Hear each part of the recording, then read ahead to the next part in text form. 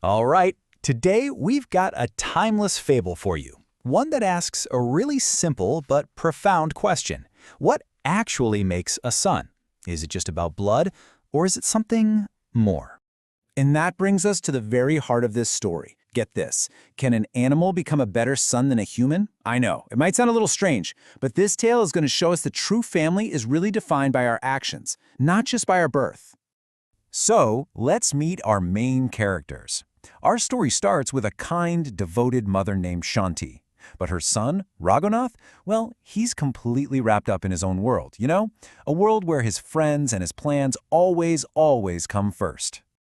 Picture this. Shanti, feeling unwell, asks for something really simple, a ride to the temple, and this is his reply. You can just hear it, can't you? There's no concern in his voice, no care, just pure impatience. And with that, he walks right out, leaving her behind. And here, the contrast is it's night and day. Raghunath abandons his sick mother for his own plans. But Shanti, even when she's weak, she continues her daily acts of kindness. She's out there feeding the cows at a local shelter and lovingly caring for her bull, Munna. So one afternoon, completely exhausted, Shanti is resting under a tree when a wise man, a Baba, appears. And he doesn't just see a tired woman. He sees a soul that is just full of selfless love, especially for her bull Munna, who she affectionately calls her second son.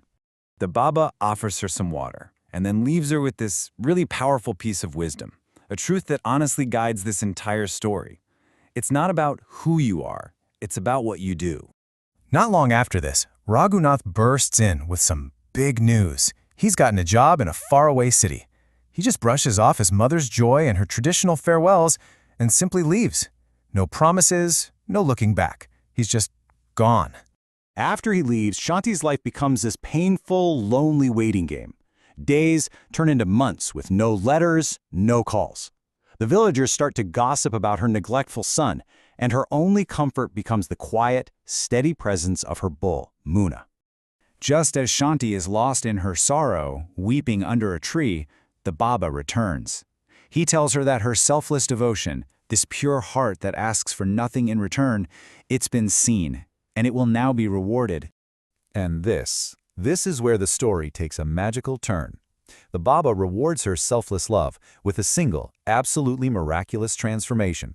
He gives Munna something to eat, and right before Shanti's astonished eyes, her beloved bull transforms into a kind, caring young man. The Baba tells her, "This is your son. He will be an obedient son to you for the rest of your life." And Munna immediately proves the Baba right.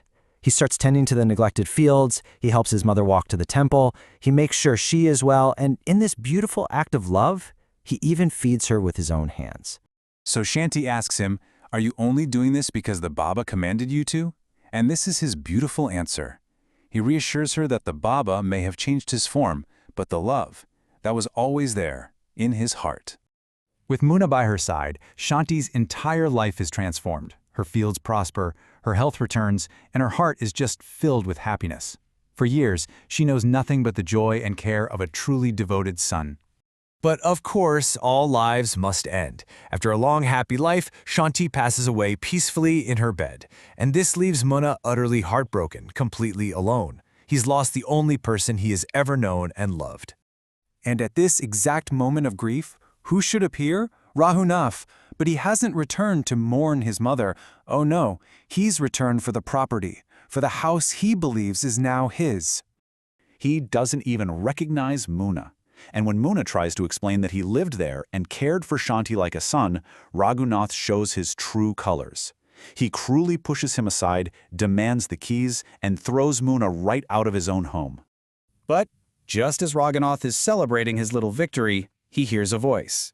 This is Mother's. Her spirit appears, and this isn't some gentle memory. This is a force of justice. And she delivers her final judgment. She tells Raghunath he is not her son, because a son is defined by his deeds, not his birth. Her true son, he was the one Raghunath just heartlessly threw out. With that, the doors of the house slam shut, and Shanti's spirit banishes Raghunath forever. He is forced to flee, left with nothing but the consequences of his own selfishness. Meanwhile, Munna is wandering, lost and grieving, calling out for his mother. Just as he's about to despair, he hears the Baba's words echoing in his mind, telling him to keep walking, to trust that the path will appear. And following that feeling, that echo of wisdom, his path leads him to a building. He steps inside and finds a home for the elderly, filled with mothers and fathers who, just like his own mother, have been abandoned by their children. And in that moment, everything becomes crystal clear. He smiles. He asks for a job, promising he will never leave. Munna realizes he has found his new purpose, to give the love and care he gave to Shanti to all the parents who have no one. And so, this fable leaves us with a question to really think about. What truly makes a family? Is it the one you're born into, or is it the one you build